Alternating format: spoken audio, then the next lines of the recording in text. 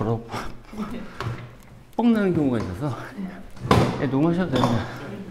저 카메라 가리시면 안 돼요? 예, 네.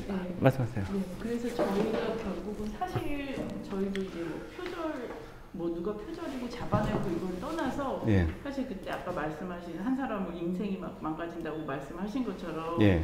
저희도 어떻게 보면 저희는 약간 교육적인 입장에서 접근을 하는 거라서 예. 그렇다면은 어쨌든 이 표절에 대한 논의가 있어야 되고, 그러니까 예. 표절 뭐 예술 분야에서 이제 칼로 자르듯이 뭐 여기까지 표절, 여기서부터 표절이 아니다라고 할 수는 없겠지만 그래도 이제 학생들을 교육하는 입장에서 이렇게 하면은 굉장히 표절로 될 수 있는 우려가 있고 너는 뭐 그렇게 생각을 안 할지 몰라도 이런 기준에 있어서는 이게 문제가 될 수 있다라는 걸 어떻게 가르칠 수 있는 기준? 약간 기준이라고 저희가 디자인 분야에서도 이걸 하다 보니까 결정적으로 기준을 이렇게 탁 칼로 자르듯이 할 수는 없지만 그걸 가르치는 교수들이 예를 들면은 어떤 거에 대한 건 알려주고 가야 되고 어떤 분야에 대해서는 저희가 조금 약간의 가이드라인을 줘서 너희가 이거를 인스피레이션을 받아서 인용했다고는 하지만 시각적으로 볼 때 너무 유사하니 조금 다른 쪽으로 접근해봐라라든지 어떤 조언을 줄 수 있는 가이드가 필요하다고 저희는 생각을 해서 일단은 저희가 기본적으로 그렇다면은 이제 미술계에서 표절에 대한 가이드라인이라고 하면 너무 딱딱하게 들릴지 몰라도 그래도 그거에 대해서 조금 논의가 있고 기준이 있으면 그런 식으로 일방적으로 몰이를 당하지 않을 수도 있을 것이라는 생각이 들기도 하거든요. 그래서 근데 이제 맞아. 벗고 하셔도 되는데. 다른 분들도 그냥 벗으세요. 저는 이제 이거 안 위험한 거 아시잖아요, 이제. 약간 전체적인 기만 같으셨네.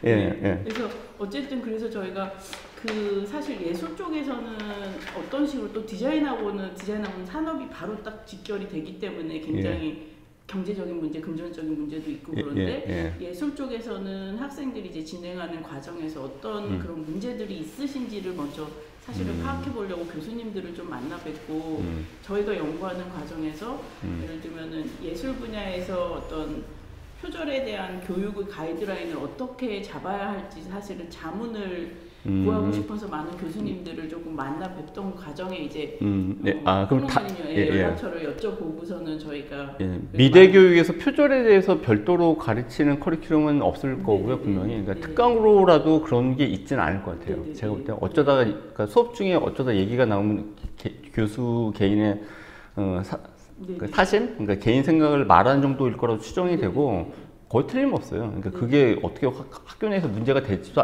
않거니와 더러 이게 어떤 식으로 이거는 그러니까 이 표절의 한 주제 작은 꼭지로 얘기할 수 있는데 학생들이 어떤 이쁜 그림들을 갖다 이렇게 그려가지고 이렇게 낸대요. 근데 그러니까 표절 이게 잘못된 거다라는 생각 자체를 안 하는 것도 일단 있고 또 하나는 어떤 걸 갖다 베껴서 그리는 문화가 사실 있지 않습니까? 그걸 갖다가 엄하게 처벌할 이유가 사실 없잖아요. 그래서 내다 보니까 어떤 걸 갖다가 베껴내는 거에 대한 실제적인 죄의식 같은 건 없다라고 하고 또 한편으로는 이건 대부분 다 아시겠지만 차용이라는 게 있잖아요. 실제로. 뭐 포스트 모더니즘 하게 되면 되게 자주 나오는 방법론이 차용인데 차용의 한 방편이었다라고 나중에 둘러댔을 때 문제가 특별히 안 되기도 하거든요. 물론 차용하고 베끼는 건 차이가 분명히 있습니다. 근데 그걸 뭐 학생이 했다 한들 그게 무슨 대단히 엄벌할 일이 아니잖아요. 그래서 근데 아무튼 이런 표절에 대해서 그러니까 표절을 누굴 모으는 거 혹은 표절로 오해받는 거에 대한 그 예방책의 가이드라인이 있으면 좋긴 하겠어요. 이게 꼭 커리큘럼이 아니라 하더라도 뭐 1회, 1, 2회용 약간 특강 형식으로. 근데 요거를 가이드라인을 어떻게 잡으면 좋겠냐라고 하게 되면 실은 그 문장으로 몇 마디를 다 누구나 할 텐데 이거는 감이 절대 안 옵니다. 그래서 제가 봤을 때는 실예, 법정으로 갔던 사례들 혹은 법정으로 가지는 않았지만 언론으로 보도된 사례들은 더 많아요. 그러니까 제가 몇 해 전이었지? 2019년도인가 18년도에 평창 동계올림픽 폐막식 때 무대 감독이 만들었던 어떤 탑이 있어요. 근데 그게 뭐 백정기인가? 아무튼 우리 터치 미술하는 작가의 작품하고 너무 똑같아서 이 사람이 페이스북에 올린 거야. 이거 너무하지 않냐? MBC에서 연락이 왔죠, 저한테. 표절 논란이 있는데 혹시 아시냐? 모른다 했더니 이런 게 있대. 직감으로 표절 아닐 거다라고 생각을 했어요. 그래가지고 표절이라고 주장하는 사람, 표절이 아니라고 주장하는 사람, 해당되는 작가 2명의 인터뷰가 짧게 묶여가지고 한 번 나간 적이 있었거든요. 표절 아니죠. 근데 그건 소송까지 가진 않았거든요. 그러니까 이건 뭐 뒤에 가서 얘기를 하겠지만 그 조용 단위가 너무나 단순할 경우에는 지구 반대편에 다른 사람이 많이 떠올릴 가능성이 높거든요. 이건 차용의 문제가 아니고 되게 표절로 의심받는 사람을 갖다가 두둔할 때 많은 사람들이 아 이건 차용에도 이런 방식이 있고 이런 식으로 두둔하거든요. 그런 게 아니고 우연의 일치로 그 어떤 그 조용적 단위가 너무나 단순할 경우는 맞을 수가 있어요. 근데 많은 사람들은 역설적으로 조용적 단위가 너무 단순하기 때문에 너무 똑같아 보이니까 막 몰려가가지고 야단친다고요. 언론도 마찬가지. 언론은 미술이나 이 현대미술에 대해서 알지도 못하니까 정말 똑같이 했네. 이럴 수가 이 나쁜 놈 이러면서 달려간단 말이에요. 이러면 정말 돌아올 다리를 그냥 끊어버리는 거죠. 그렇지 않겠어요? 정말 표절은 이 시각예술계에서 전 앞으로 큰 문제가 계속 발생할 거라고 생각해요. 왜냐면 창작물은 계속 나오고 이미 나온 것들은 쌓여가 있지 않습니까? 근데 시각예술에 대해서 계속 고민을 하게 되면 아주 공교롭게 비슷한 양식이 일치할 수가 있어요. 근데 내가 먼저 만들었는데 보통 이렇게 주장하시거든. 왜냐면 먼저 만든 사람한테 선행권이 있습니다. 그리고 또 법 쪽에서도 이런 거에 대해서 잘 모르니까 박정현 작가 같은 경우 아시는 것처럼 1심에서 유죄가 나왔어요. 그래가지고 나한테 전화가 온 거거든요. 전혀 모르는 사람이. 2017년도 3월 달인가? 그래서 받아봤더니 표절이 아니야, 내가 볼 때. 이거 써주겠다. 그런 다음에 대구나 부산에 출장 나갈 때 그 사람을 만났죠, 매번. 그래서 그 법정에서 말하는 방식, 이런 거에 대해서 나름대로 코치? 이런 것도 하고, 되돌아올 때 만약 부산을 거치게 되면 부산에서 내려가지고 만나고 그랬었죠. 그래가지고 2심에 대한 전문가 의견서를 내고, 어찌저찌 하다 길게 돼서 작년인가 재작년에 무죄가 나왔잖아요. 이건 정말 드라마틱하게 반전이 된 경우고, 그 반전이 안 되고 그냥 소송까지 안 가고 그냥 그러니까 기소도 안 됐어. 근데 이게 약간 소문이 났나. 이러면 이 작가한테는 그 치명타가 가요. 정말 치명타가 가요. 그러니까 아무튼 죄송한데 어떤 가이드라인을 만드는 게 좋다라고 말씀하셔서 드릴 말씀인데 이거에 연루가 되지 않은 사람들은 추상적으로 어떠한 것, 포스트 모던의 차용이 있으니까 몇 가지를 추상적인 문장으로 말해서 가이드라인을 잡을 것 같아요. 그렇게 하게 되면 안 되고요. 실예를 이미지로 보여줘야 돼요. 이게 제가 말씀드릴 수 있는 가이드라인이에요. 그러면 이 이미지들, 표절로 판정된 거, 혹은 표절로 판정됐지만 내가 볼 땐 표절이 아닌 거, 혹은 표절로 판정이 안 됐을 뿐만 아니라 작가도 시인한 거, 표절한 거 맞다. 이런 작업들이 있어요. 좀 그런 자료들이 있거든요. 그걸 보면 어떤 게 표절이고 아닌지는 약간 어느 정도 물과 기름 가르듯이 선명하게 갈라집니다. 예, 전 그렇게 생각해요. 전 9할 이상은 가릴 수 있다고 생각해요. 진짜로. 예. 그러니까 이러려면 실예가 있어야 돼요. 실제 사례를 갖다 보여줘야지 학생들한테도 감이 오지. 안 그러면 또 안 되는 거거든요. 제가 갤러리 운영하고 있잖아요. 그래서 갤러리 운영에 개인전 초대할 작가가 한 명 있었어요. 근데 그 작가가 이쁜 어떤 여자들 이미지, 약간 좀 선정적인 그 이미지를 갖다 잘 그려서 너무 이뻐가지고 했는데 어떤 거 참조했다 그래서 봤더니 진짜 그걸 베낀 거더라고 봤더니. 근데 그때 어떤 큰 문제의식을 느끼지는 않았다면 이거 문제가 될 수 있겠는데? 라고 생각을 해가지고, 왜냐면 그 다음은 큰 문제의식 없이 한 거거든요. 뺏겼다. 게다가 이게 미술작품이 아니었어요. 딴 거였어. 딴 거를 약간 자기 방식대로 바꿨더라고. 그래서 제가 어떻게 하기로 했냐면, 제목에다가 앞에 애프터 원래 그 반곡 그림을 갖다가 옮겼다 그러면 옮겼거나 영향받았다라고 표기할 때 부제로 애프터 반곡 이런 식으로 쓰거든요. 이런 식으로 하게 되면 정당화가 어느 정도 되죠. 근데 그럼에도 불구하고 그래도 좀 너무했어. 그러면 너무했어라는 시탄이 있으면 그 사람의 표현한 작업을 보고 그때 얘기를 해야지 이런 일이 있어 라는 이런 구두 사례만으로는 절대 감이 안 옵니다. 그러니까 이미지가 진짜 있어야 돼요. 그래서 제가 이런 얘기를 해가지고 그 전시가 사실 미뤄졌어요. 작가도 이게 부담이 된다 그래서 그런 작업들을 거의 치우고 다시 만들었어요.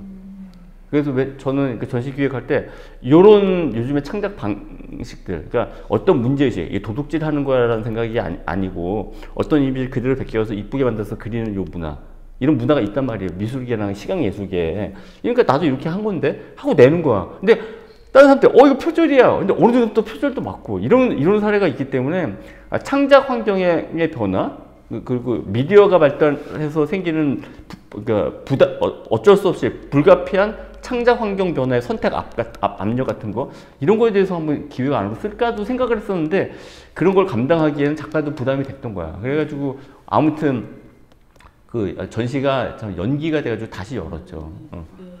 그러니까 여러 가지 접근할 수 있어요. 오해를 받을 수 있는 그러니까 오해를 해가지고 표절이라고 오해할 수 있는 몇 가지 사례. 아까 말씀드린 대로 너무나 단순한 도상 같은 경우는 이렇게 쉽게 가담하면 안 된다. 게다가 언론사들은 표절이 이거 아닌 것 같은데요 라는 의견을 주면 이걸 잘 안 실어요. 왜냐면 언론사 입장에서는 이게 표절이야. 아무개가 누구 걸 표절했다라는 선정적인 주제가 있을 때 기사를 쓰거든요. 실제 그래요. 그래서 2020년도 10월 달인가 최정아라는 되게 유명한 작가 있죠? 이용백도 유명한 작가예요. 둘이 꽃탱크 작업, 꽃탱크를 이용백이 먼저 했으니까. 근데 꽃 작업은 최정아는 아주 오래전부터 했죠. 그래서 둘이 표절인 것 같다라고 일간지 세 곳에서 그 보도를 했습니다. 한국 또 다른 일간지에서 저한테 연락을 줘서 그게 아닌 이유에 대해서 장황하게 설명했다고요. 그게 유튜브에 올려져 있어요. 제가 그 전화 통화하는 장면을 이것처럼 녹화해서 올렸거든요. 근데 그 기자가 기사를 안 했어요.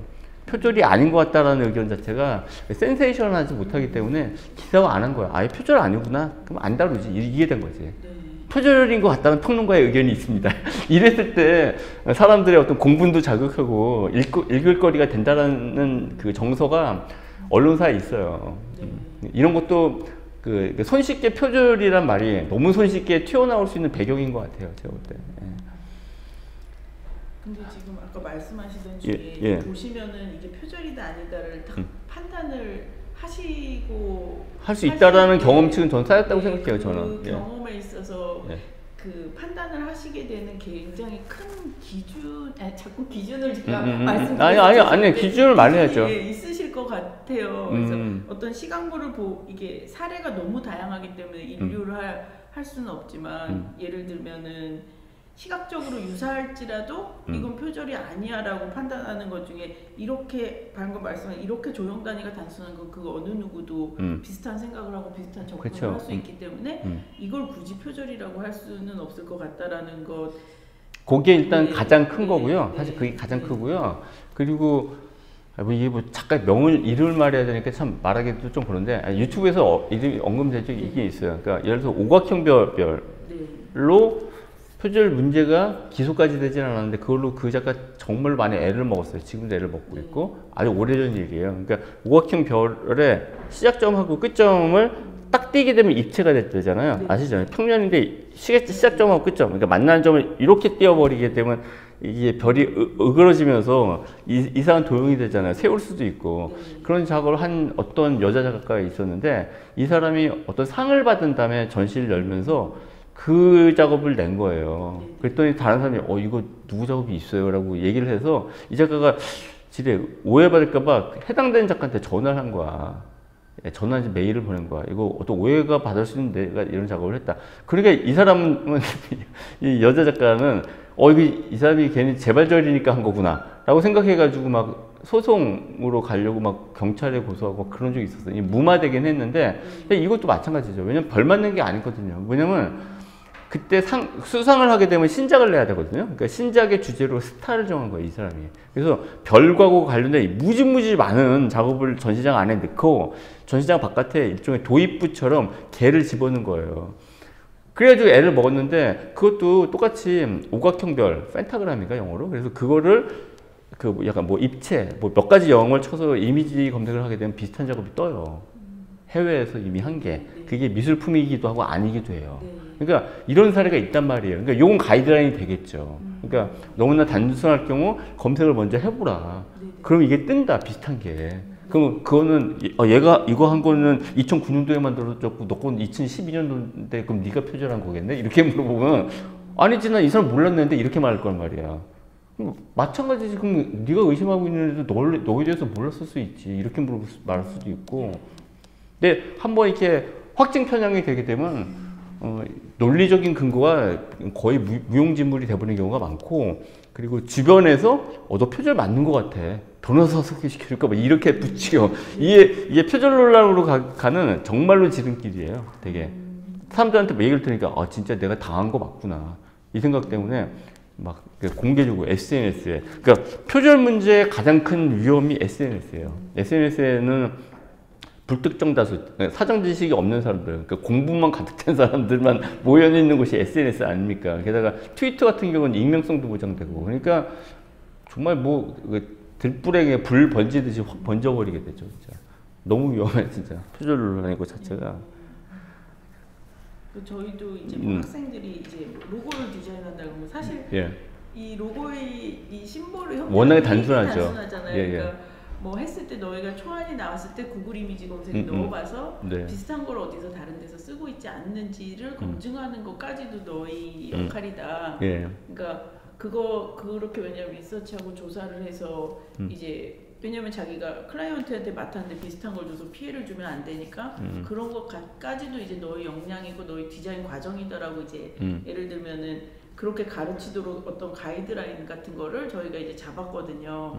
근데 그렇게 된다면은 만약에 미술 쪽에서도 학생들한테 근데 어떻게 보면 이게 되게 굉장히 창작적인 일을 하는 학생들에게 너희가 드로잉을 하고 이 아이디어가 나오고 개념이 나왔을 때 한번 그런 식으로 검증을 해봐라라고 가르쳐도 될지가 저는 말씀을 들으면서는 얼른 내가 학생을 가르치는 입장이라면 또 이렇게 초안이 나오고 아이디어가 나오고 했을 때 이제 완전히 작업까지 가서 전시까지 갔을 때 문제가 되는 것보다 사실 그 전에 이제 학생들한테 그러니까 사실 사회에 던져져서 이런 문제를 겪으면 너무 힘들 것 같아요. 그 처음으로 이제 작가로 데뷔해서 이런 일들을 하다가 그거에 대한 어떤 사전 지식이나 뭐 이런 게 없이 당하게 되면은 말씀대로 막 변호사를 사야 되나 어떻게 해야 되나 하게 될 것 같고 진짜 엿먹어요. 진짜로. 그렇기 때문에 저희가 생각한 것은 오히려 그 학교에서 사회에 나오기 전에 이제 그거를 학습하는 과정에서 예를 들면은 너희들 스케치를 하고 뭐 아이디어가 해서 완전히 작업으로 옮기고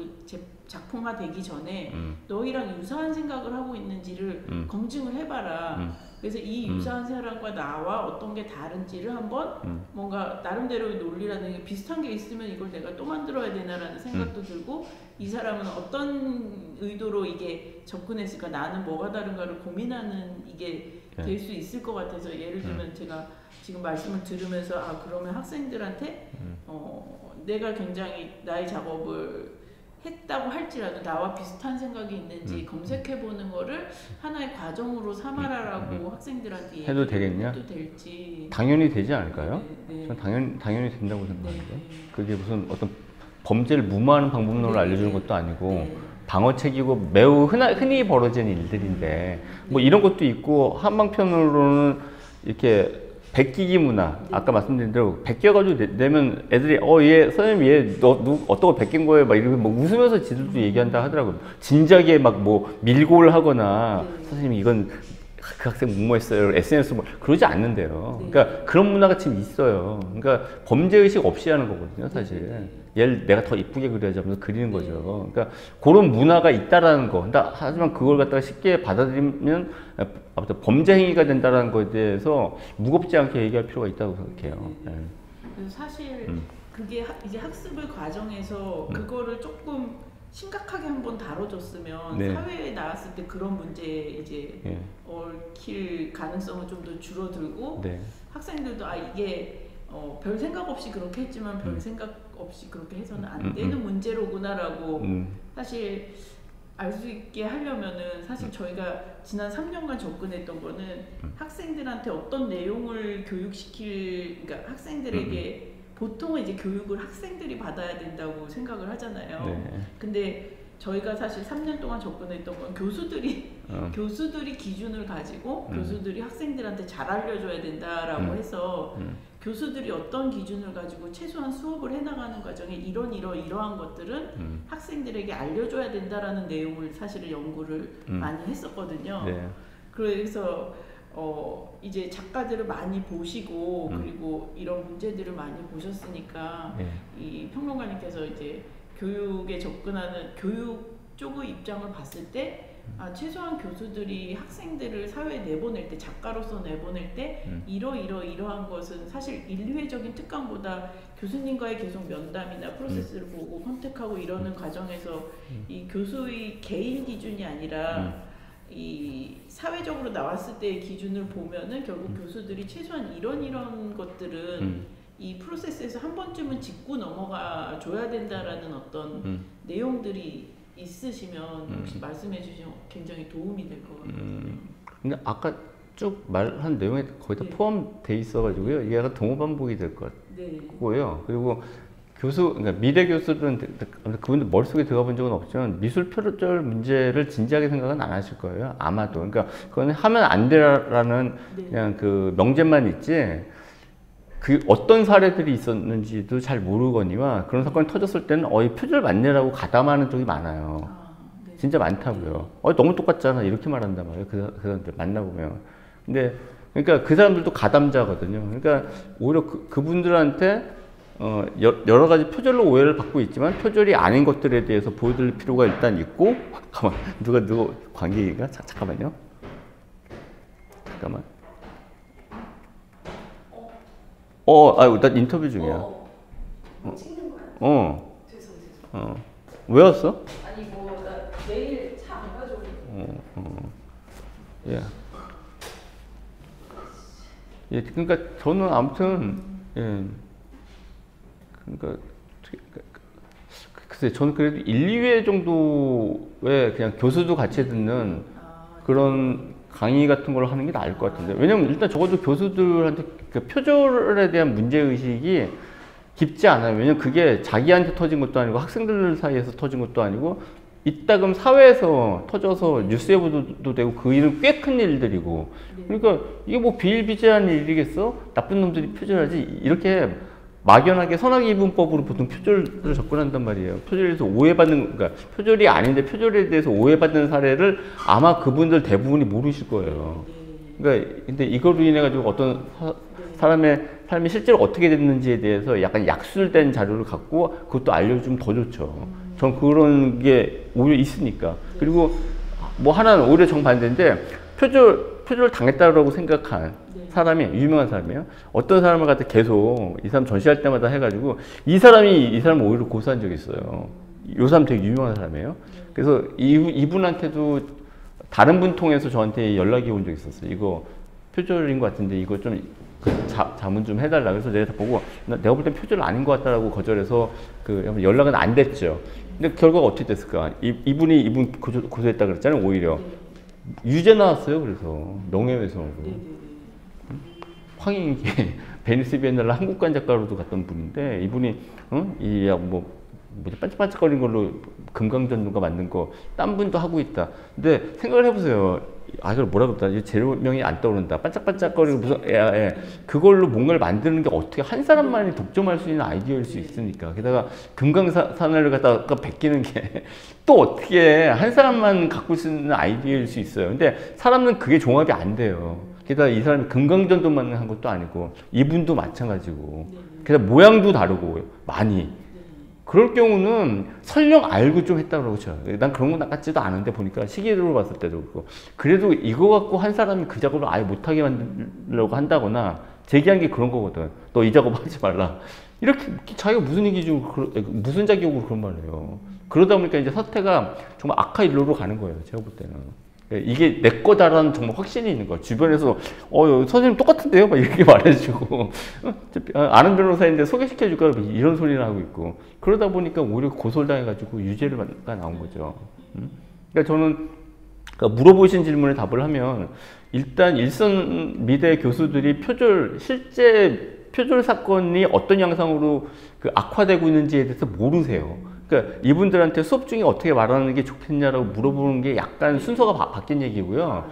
그분들한테 약간 정말로 뭐 특강 비슷하게 해가지고 한번 이렇게 가가지고 쫙 알려주고 이분들이 문제의 심각성을 알고 학생들한테 매해, 그죠? 매해 그걸 갖다가 이걸 수업 중에 계속 얘기할 필요 있습니까? 없잖아요. 그래서 하고 자기가 특강 때 받은 그 지식이 있다면 그걸로 수업 중에 야, 너 이거 비슷한 거 약간 뭐 오해받을 수 있을 것 같은데 너 조사해봤어? 이렇게 물어볼 수 있지 않습니까? 네네네. 이런 식으로 하는 게 더 낫다라고 생각이 되는데요. 간결하게 접근을 해야 된다고 저는 생각해요. 그래서 아무튼 아까 우리 이거 시작하기 전에도 말씀드렸지만 전 대학교 강의 때 혹은 어디 외부 특강을 자주 나가니까 특강 마지막이 표절이에요. 표절 정말 나쁜 거죠 하고 시작을 한다고 쫙 보여준 다음에 이 중에 표절이 몇 점 정도 되는 거냐고 한 몇 개 사례보세요. 시간이 없으니까 내가 답을 하겠다고. 내가 볼 땐 표절이 한 점도 없다고. 그럼 다들 약간 의아하게 딱 생각을 하거든. 그러니까 이렇게 이래요 진짜. 그러면서 마지막에 진짜 표절 작품을 보여줘요. 이건 어떻게 생각하냐고. 어딜 봐도 표절이죠. 왜냐면 너무나 구조가 복잡한데 이거를 지구 반대편 사람이 어떻게 만들겠냐고. 그런 사건이 있었어요. 2015년도에 아르코 청년지원상 받은 어떤 작가가 베꼈는데 이거를 누가 보고 제보를 한 거야. 외국 작가도 이 사람 몰라 당연히. 그 외국 작가한테도 제보하고 그래서 요즘 SNS로 연결돼 있으니까 그래서 그 상이 취소가 된 적이 있어요. 근데 뭐 상이라는 게 돈이었고 어떤 공간에서 전시를 여는 거였기 때문에 다 끝났죠 사실. 끝났지만 이 사람이 자기 이름을 걸고 작업을 하기는 이제 어렵죠. 그렇잖아요. 아무튼 응당한 대가를 받은 셈이 돼버렸는데 근데 아무튼 그 가이드라인에 대해서는 일단 제가 말씀드린 것처럼 요약하면 하나 뭐냐면 어떤 문장으로 표절과 표절이 아닌 걸 갖다 가를 수 있는 걸 문장으로 쓸 수는 있다. 쓸 수는 있지만 이게 와닿진 않아요. 그러니까 사례가 이미지로 떠올라 딱딱 그러니까 단순한 도사상은 표절로 오해하기 힘들어. 이 말은 알 듯 말 듯 하단 말이에요. 근데 이게 이 일로 인해서 단순한 도상을 갖다가 누군가 베껴가지고 베낀 게 아니라 그려가지고 고초를 닦은 그 드라마까지 조금 곁들여서 얘기를 해주게 되면 감이 확 오죠. 그렇지 않겠습니까? 게다가 그런 사례가 지금 10건 이상 있는데 여러 건이 있거든요. 저도 그 강의할 때 쫙 보여준 것도 있어요. 아니면 표절로 언급이 표절로 언급이 됐지만 방송이라든지 아니면 방송이나 소송까지 안 가고 SNS에서 회자가 돼가지고 굉장히 애를 먹는 경우가 많이 있습니다. 진짜 많이 있어요. 그럴 경우도 제가 해서 표절이 이렇게 간단한 건 줄 아냐. 그래가지고 제가 알던 어떤 사람이에요. 둘 다 알아. 근데 이 사람하고 거리가 확 멀어졌죠. 알고 싶지도 않고 솔직히 말해서 하도 막 난리를 치니까 그래서 이 사람은 정말 약간 초죽음이 됐고 이런 일도 있고 저한테 이거 자기 표절당한 것 같다 라고 물어온 작가들 가운데 2명이 나중에야 그 당시는 아니고 나중에 베니스 비엔날레 한국관 대표 작가가 됐어요. 근데 그때마다 내가 볼 때는 이건 만들 수 있는 거고 이게 자기가 독점할 수 있는 작업이 아니라고. 표절로 오해하면 안 된다고. 어떤 대상을 받은 사람인데 그 사람은 대상을 못 받았거든요. 그러니까 거의 수상작 중에 한 명이 됐어. 근데 이 사람은 대상 받았는데 자기 옛날 작품하고 너무 비슷하지 않니? 내가 볼 때는 안 닮았다고. 그 의도도 다르고 주제도 다른 것 같다고. 왜 그러냐면 이러이러해서 이렇게 말한 게 2004년도인가 그래요. 그러니까 지금 한 18년 전이죠. 그러니까 사람들이 쉽게 자기 작업에 대한 그러니까 자존감 때문에 그런 것이기도 하겠지만 쉽게 어떤 표절 사건에 당했다라고 생각하는 사람, 주변 사람들이 너무나 쉽게 가담하는 게 표절 사건의 불상사의 근본적인 밑그림입니다. 제가 볼 때. 게다가 또 표절은 아닌 것 같다라고 나선 사람이 진짜 없어요. 진짜. 왜냐면 그랬을 때 당할 수 있는 고초가 있기 때문에 그런 건데. 그러니까 제가 더 답답해서 자주 투항을 하게 되는 것 같습니다. 보면은 진짜 말씀하신 대로 시각적으로 유사하다는 것만으로 얼른 판단을 해서는 안 되는 것 같고, 근데 그거에 대해서 지금 말씀하시는 것처럼 일반인들이나 아니면 심지어 미대 교수들, 이 학생들을 가르치는 교수님들까지도 시각적으로 유사하면 일단 이거 표절 같네라고 하는 정서가 있죠. 정서가 있는데 사실은 그렇게 접근하기에는 너무 복잡한 문제라면 시각적으로 유사할지라도 어떤 점을 우리가 살펴봐야 된다는 부분이 있을 것 같거든요. 그래서 그러니까 일반인들은 그냥 봤을 때, 그러니까 그 부분이 이제 봤을 때 이거랑 되게 비슷하게 여기에 이제 불꽃이 또 있고 집이 있고, 근데 불꽃이란 집이라는 소재는 뭐 누구나 쓸 수 있는데 예를 들면 봤을 때 비슷하니까 이거를 보고서는 표절이다라고 판단을 할 때 잠깐만 그러면은 이거를 표절이라고 판단하기 전에 이거에 대해서 한번 생각해봐 라고 할 수 있는 이 약간의 얘기들이 있다면은 그런 것들을 자꾸 예를 들면 교육을 할 때도 그렇고 나가서 얘기를 할 때도 그렇고 그런 것들이 조금 있다면은 오히려 교수님들도 저희가 만약에 교수님들을 교육하는데 그게 납득이 안 되면 안 되잖아요. 네. 그랬을 때 저희가 시각적인 유사성에도 불구하고 살펴봐야 되는 것들이 뭐가 있을지. 그래서 저는 질문이 동호 반복된다는 느낌도 사실은 좀 있어서 저는 아니 그런 건 생각을 많이 하셨겠죠. 그러니까 이렇게 나오는 건데 대개는 저는 문제 해결은 단순할 수밖에 없다라고 생각을 하거든요. 그러니까 제가 드릴 수 있는 답은 지금 쭉 사례를 든 거 어떤 불꽃이 있을 때 이런 것도 어떤 실제 사례가 있어가지고 그렇게 불꽃을 예를 든 건 아니시겠지만 작업을 봐야 할 수 있어요, 진짜. 진짜 작업을 봐야 할 수 있지. 그러니까 어떤 사례 없이 두리뭉실하게 어떤 초안을 잡고 가이드라인을 잡는 거는 만들 수는 있지만 실행 파일도 안 되고 학생들한테도 감이 안 올 거예요. 끄떡끄떡 하다가 나가긴 하겠죠. 근데 실전에서 실행 파일이 절대 안 됩니다. 예. 저 일단 그렇게 생각하고 지금 이 자리가 뭐 어떤 문화적 차이에 대해서 얘기한 자리는 아니지만 그리고 이건 음악계 일이니까 제가 간섭할 일은 아니지만 유희열이 맞나? 그 사람이 루이치 사카모토인가? 딴 어떤 사람 그거 했더니 그 사람이 입장 발표했잖아요. 이건 내가 볼 땐 표절은 아닌 것 같다라고 얘기했는데 이 사람이 사과를 했잖아요. 아무튼 사과하고 자리에서 물러났는데 저 이게 우리나라가 갖고 있는 이상한 문화라고 생각해요. 사죄를 할 문제는 아닌데, 그러니까 자기가 약간 어떤 영감이 있어서 자기 부지불식간에 어떤 것이 일치할 수밖에 없는 부분이 있어요. 루이치 사카모토의 내용 가운데도 그런 말이 있더라고요. 문장도 마찬가지고 그래서 어느 부분이 좀 닮았다라고 해가지고 전체 작업이 도둑질이다라고 몰아세우고 한 사람이 사과하고 공적 무대에서 내려가게 만드는 게 정의다라고 생각하는 문화. 이 문화가 전 정말 큰 문제라고 생각해요. 좀 문단에서도 얘기하게 되면 표절 옹호론자가 될 것 같아서 참 말하기도 힘든데 그래서 이렇게 불명예스럽게 지금 활동 못 하시는 분들이 있어요. 근데 봤더니 비슷한 부분이 있긴 있는데 이거는 어떤 문장에서 그 사람의 그게 그러니까 딱 보고 뺏겼다라기보다도 그러기엔 너무나 큰 대가를 치른다는 걸 자기도 알지 않습니까? 바보가 아닌 이상. 그런 부분을 갖다가 사람들이 아직 자성도 못하고 또 활동해? 막 그러면서 이게 언론도 마찬가지고 활동 못하게 하는 이런 문화가 진짜 문제라고 생각을 전 해요. 제가 뭐 표절로 의심받는 사람을 두둔을 하지만 표절자를 두둔할 이유는 없어요. 어딜 봐도. 근데 아무튼 너무나 작은 일치, 우연한 일치, 내지는 어떤 영감이 겹쳤어. 거기서 갖고 온 것일 수도 있지만 정말 이렇게 베낀 것은 아닌. 그것을 추정이 충분히 되는. 원래 어떤 사태라는 건 원래 되게 복잡하지 않습니까? 그죠? 근데 이걸 갖다 단순하게 무자르듯이 이거 비슷하고 이 사람도 사과했으니까 표절 맞는데 이렇게 몰아가서는 안 돼요. 우리나라가 확 몰아가서 한 사람을 마음에 없는 사과를 하게 하는 문화가 있어요. 네, 제가 꽤 크게 관심 갖고 있는 주제 중에 하나예요. 뉴스하고 상관없이. 네.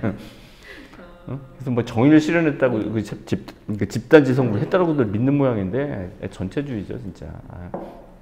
저는 표절을 당했을 때 대처할 방법에 대한 가이드라인은 사례까지 들어가지고 설명할 수도 있고 그럼에도 표절의 사례도 이게 갖고 와가지고 설명할 수 있을 것 같다는 생각이 전 들어요. 근데 그 모두에서 말씀드린 것처럼 앞으로 이 비슷한 일들은 학교건 아니면 화단에서건 아니면 디자인계에서건 계속 있을 수밖에 없다라고 생각이 됩니다. 이미 결과물들이 계속 점점 쌓여가고 있기 때문에 게다가 그걸 보고 배우는 사람이 정말로 놓고 베끼는 게 아니라 부지불식간에 몇 가지가 나올 수도 있잖아요. 교육이라는 게 원래 그런 건데 학습이라는 게 어떤 지식을 축적을 해서 출력을 내는 게 교육이잖아요. 근데 이거 뺏겨가지고 내가 몰래 어디로 숨겨야지?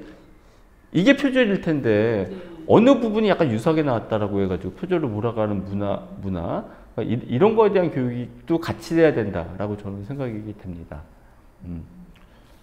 딱 원하는 답을 딱 많이 못 드리는 것 같긴 한데. 그러면 그런 사례 정보가 평론가님은 되게 많이 쌓여 계시잖아요. 데이터 자체가. 많이까지는 아니어도 적어도 이게 2개씩 비교해가지고 설명할 것들은 있죠. 그러니까 이게 약간 고분점이 생기시는 건 사실 학생들은 사례 데이터 없기 때문에 기준점이라는 게 명확하진 않을 것 같거든요. 저희는 약간 그런 기준이라고 표현하긴 그렇지만 적어도 약간 다수의 사람들이 그런 것들을 조금 구분해낼 수 있는 이러한 것들이 좀 학습을 통해서 그런 것들을 조금 적어도 아주 완전 베이직한 그런 기초 지식이라도 있었으면 좋겠다라고 생각을 하긴 하는데 그게 꼭 사례 정보만으로만 그렇게 배울 수 있을. 그러니까 사례 정보라는 게 이미지가 있고 그걸 갖다 텍스트로 결국은 쓸 거 아니에요. 어떤 주제나. 그러면 저희가 사례를 모아서 거기에서 이러한 이론들을 좀 끌어내서 이러한 것들 기준점을 마련하는 것들은. 그럼 가능하겠죠. 예. 근데 그건 아마 간결하게 될 거라고 저는 생각이 되고 거기에 따른 기술될 수 있다라고 생각이 됩니다. 그러니까 의심받은 사람. 그 사람이 실제 잘못했어. 그럴 경우는 이제 처벌을 해야 되는 거고. 근데 이거 아무리 봐도 의심받았어. 그럴 경우는 어떻게 대처하면 안 된다라거나.